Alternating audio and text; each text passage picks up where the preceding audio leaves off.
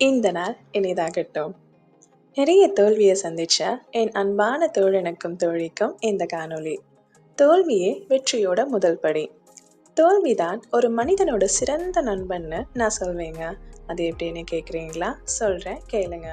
ஒரு சிறந்த நண்பன் நம்ம வாழ்க்கையை மேம்படுத்த எப்படி யோசிக்கிறானோ அதே மாதிரி தாங்க நமக்கு கிடைக்கிற ஒவ்வொரு தோல்வியும்.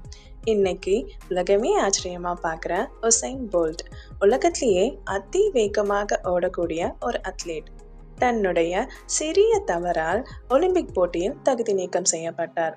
அன்னைக்கு அவர் சந்திச்ச அந்த அவமானம் தன் தோல்விக்கான காரணங்களை சிந்திக்க வச்சது. அதற்கு பிறகு நடந்த எல்லா போட்டிகளிலும் வெறித்தனமா ஜெயிச்சு காட்டினாரு. நமக்கு நல்லாவே தெரிஞ்ச ஒரு சயின்டிஸ்ட், தாமஸ் ஆல்வா எடிசன், மின்விளக்கு கண்டுபிடிக்க எத்தனை முறை தோல்விகளை சந்திச்சாரு தெரியுமா? தன்னுடைய ஒவ்வொரு தோல்வியும் சரி பண்ணிக்கிட்டு கடைசியா தன்னோட முயற்சியா ஜெயிச்சிருக்காங்க. இதெல்லாம் தெரிஞ்ச விஷயம் தானே யோசிக்கிறீங்க. நல்ல விஷயங்களை தெரிஞ்சுக்கிறதுல தப்பே இல்லைங்க. உங்களுடைய ஒரு வெற்றி நிச்சயமா உங்களுக்கு உற்சாகத்தை கொடுக்கும்.